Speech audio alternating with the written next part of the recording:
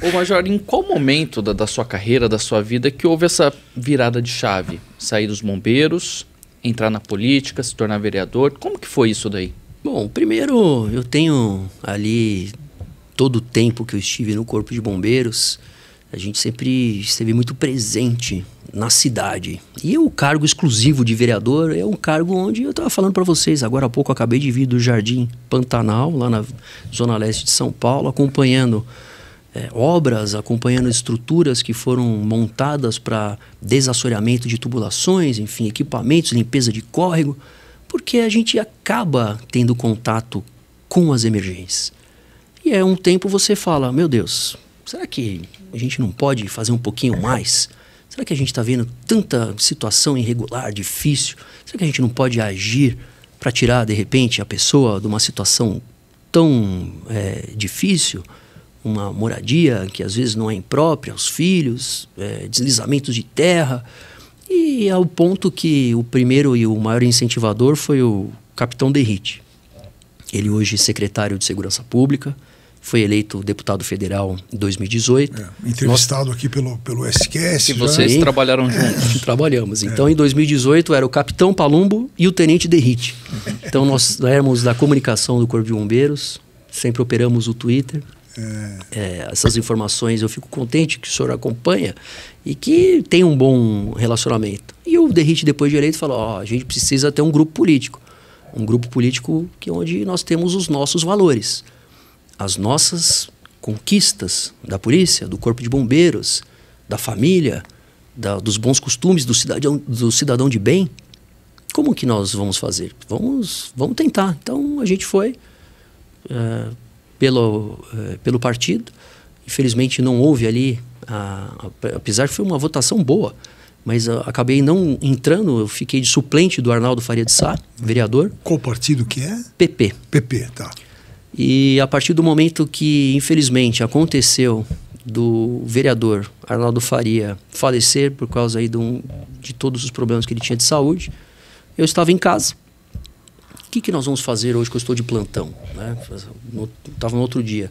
Bom, eu vou já pensando o que eu ia fazer, de repente, teve a ligação, o Arnaldo acabou de falecer. Você vai assumir a cadeira. Então, eu até então não tinha... Não, tudo bem, tinha concorrido, mas eu fiquei suplente. Então, aconteceu de eu assumir a cadeira. Mas já preparado com as pautas, com as ações que a gente acha importante, que possa ajudar a cidade de São Paulo. Nasci aqui, cresci aqui, atendi a todos os bairros, conheço a cidade inteira. Então, para mim, é um desafio. Mas o desafio maior foi a última vez que eu tirei a farda do Corpo de Bombeiros. Imagino. Foi muito tempo, né, na corporação, né? Muito tempo. E com muito empenho, com muito carinho. Eu acho que percebe-se, né, eu agora fora, mas a gente sempre fala com muito carinho da nossa Polícia Militar, do nosso Corpo de Bombeiros, das forças vivas da sociedade que podem mudar as cidades, as realidades das pessoas. Existem políticas sérias e eu me enquadro nessa. Entendi. O senhor atualmente está no PP, que é o único representante do partido na Câmara, correto? Como que é ser vereador, sendo de um partido com único representante na Câmara, numa cidade tão grande em São Paulo? Quais os desafios, as dificuldades por trás disso? As dificuldades que eu vejo como vereador é que as coisas demoram muito para acontecer. Na minha vida de bombeiro e de policial, eu resolvia a vida de alguém que nos chamasse em 10 minutos. Desde a ligação até a minha chegada no local. Então, sempre temos que ter o objetivo de uma celeridade. As pessoas falam militares, né? Muitos, né, falam militares de um jeito, ainda mais hoje, né? Aí, militares. Escuta, o que é o militar hoje? O militar hoje não é a soberba. Hoje é a capacidade de mobilização e tempo-resposta. Quanto tempo, que eu falei para você, em 10 minutos, que eu não coloco quantos recursos, quantas viaturas, quantas pessoas para atender a população de uma forma rápida. Utilizando o quê? A estratégia militar. Sim. Não a soberba, não a pompa, não. É atendimento. Capacidade de mobilização. Quem tem maior capacidade de mobilização hoje na cidade de São Paulo? A Polícia Militar? Quantos homens, mulheres, a polícia, a secretaria? Quem que chega junto naquele momento? Então a gente utiliza a nossa estratégia para chegar rápido e atender a população. É isso que é a estratégia militar hoje. Nós somos militares que atuam para atender a população. Só que agora do lado de cá, né, do lado de cá do muro, não é tão célere assim. Não é tão célere. É muito mais difícil. Por exemplo, eu cheguei com um objetivo e ainda não consegui. Vou conseguir, porque Qual eu que sou é? insistente. Persistente ainda. De a gente ter, por exemplo, tem casos onde o Dago falou pra gente, vocês atendem os atropelamentos? Atendem. Mas o SAMU também. É, isso que eu fiquei na dúvida sobre isso. E a polícia também, É. né? Às vezes atendem. Então, a gente tem uma imagem do bombeiro também como o que salva o gatinho que está na árvore. Ah, também, né? a gente salva. É isso que eu queria saber. Quais são esses trabalhos? Deve ter pedidos meio esquisitos também, né? Existem aí muitos pedidos para o Corpo de Bombeiros, mas normalmente eles são meio que imperativos. Tem alguém passando mal? Vai. Não tem viatura no quartel, fecha o posto, sai correndo e vai lá correndo. Entende? Né? Se for perto, né? Eu estou dando um exemplo, mas Sim. não tem um tipo de ocorrência que não seja imperativa para os bombeiros. Então, um afogamento, vai. Então, um salvamento, vai. Um incêndio, vai. Então, quer dizer, o tempo, resposta e árvore de decisão, ela é até que simples. Agora, em casos que não são casos onde a gente tenha... É isso que eu ia perguntar. Qual é o caso mais bizarro que acontece? Normalmente existem ocorrências com animais também, né? Olha, tem um morcego aqui dentro, aí vai chegar lá, é uma borboleta.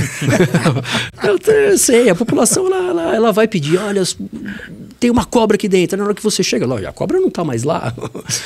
Enfim, então, os incêndios, né? Tem um incêndio gigantesco, aí você vai ver um incêndio em vegetação que poderia ter sido contido antes. Mas isso o próprio sistema consegue... Parte, né? Ele faz parte. E a gente está lá exatamente para isso. Mas o meu desafio foi de poder chegar, por exemplo, numa ocorrência de atropelamento. Porque eu tenho uma ocorrência do Corpo de Bombeiros e uma ocorrência do SAMU. Porque eu tenho 2 recursos para o mesmo local. Que é isso que o senhor está defendendo na Câmara. Não só, mas que a gente tenha, por exemplo, um convênio onde tenha os atendentes do SAMU no Centro de Operações dos Bombeiros, ou que tenhamos, quem sabe no futuro, um centro de emergências único na cidade de São Paulo. Não poderia ser integrado, lógico. já que tem a mesma atividade fim? Lógico. Por exemplo, outro dia bateu um ônibus na Radial Leste num poste, na frente de um posto de gasolina. Até descobrir de quem era o poste, quase meio-dia. E a ocorrência às 7h30 da manhã. Nossa. Quem é o poste? Então, por que não tem a companhia de energia, a companhia de telefone, de internet? Por que não tem a Sabesp? Por que não tem a Defesa Civil, o SAMU, os bombeiros? Olha, já estamos indo para a ocorrência da Radial Leste. Pronto, eu vou para outro lugar. Né? Acho que seria muito simples. Não tem esse comando único. Não tem. Então, Não tem. Eu já conversei com o prefeito Ricardo Nunes sobre isso. Eu acho que seria uma grande gestão. Rio de Janeiro já tem. Grandes cidades do mundo já tem há muito tempo. E não tem por que São Paulo ficar atrás. A maior metrópole do Hemisfério Sul, a maior metrópole da América Latina, nós temos que ter serviços bons, que a população precisa deles. A gente aqui do lado de fora pensa que seria algo simples, mas qual que é a dificuldade para não conseguir, por exemplo, implantar um serviço desse? São, às vezes, entranhas, documentos, burocracia, que eu ainda não consegui digerir. Eu ainda tenho... É a praga do Brasil, eu ainda fico... Burocracia... Escuta, mas o documento já assinou já, por que você não assina? E você também não? Não, porque é o ano de eleição, porque... Mas o ano de eleição, o que eu percebi na Câmara Municipal de São Paulo, é que existem projetos muito, muito bons de vereadores. E a gente não pode parar por causa de uma eleição, porque a cidade inteira não parou. E a gente precisa atender às demandas da população. E projetos, por exemplo, vamos treinar os professores na escola para as manobras de primeiros socorros. Outro dia uma criancinha acabou, infelizmente, enforcada na rede de uma trave de futebol numa escola.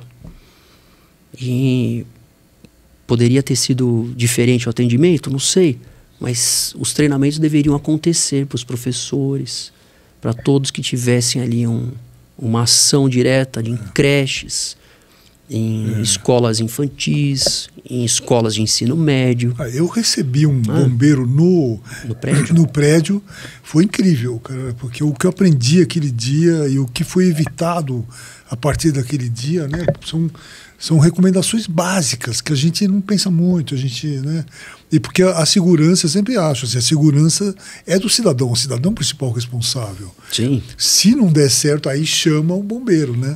Não é, o bombeiro está aí, ele salva a gente. Tem que cada um ter sua... E esse dia foi incrível. Eu acho que também é uma coisa de... assim, uma rotina de instruções em condomínios seria... Eu acho que deve ter, né? Continuam tendo, tem sim. Mas o que seria ideal, talvez, é que fosse um conhecimento mais amplo. Por que as escolas não podem ter esse tipo de matéria curricular? Seria muito interessante. Já fui à Secretaria Municipal de Educação, muito bem recebido pelo secretário. O secretário, vamos colocar isso, vamos para frente, vamos colocar ali pelo menos a legislação, mas a Câmara precisa fazer o seu trabalho da legislação para que possa ser sancionada e que coloque em vigor. Eu acho que essa ação ainda, Guilherme, que eu ainda não consegui entender por que se demora tanto se você já tem todos os processos. São decisões, são votações, são acordos, são conversas, e talvez essa grande dificuldade de eu ser um vereador de do único partido ali. Mas a gente consegue sim conversar. Eu converso com todos os vereadores e questiono muitas vezes alguns programas muito bons que estão sendo aplicados na cidade de São Paulo, com o intuito da proteção das pessoas, da proteção do público, das pessoas. Infelizmente, por causa da pandemia, houve aí um aumento muito grande de pessoas que moram na rua, cerca de 33 mil pessoas no final de 2021, começando já para 2022. Se aumentou ou não vi o censo ainda, mas existem programas que possam ser aplicados para essas pessoas.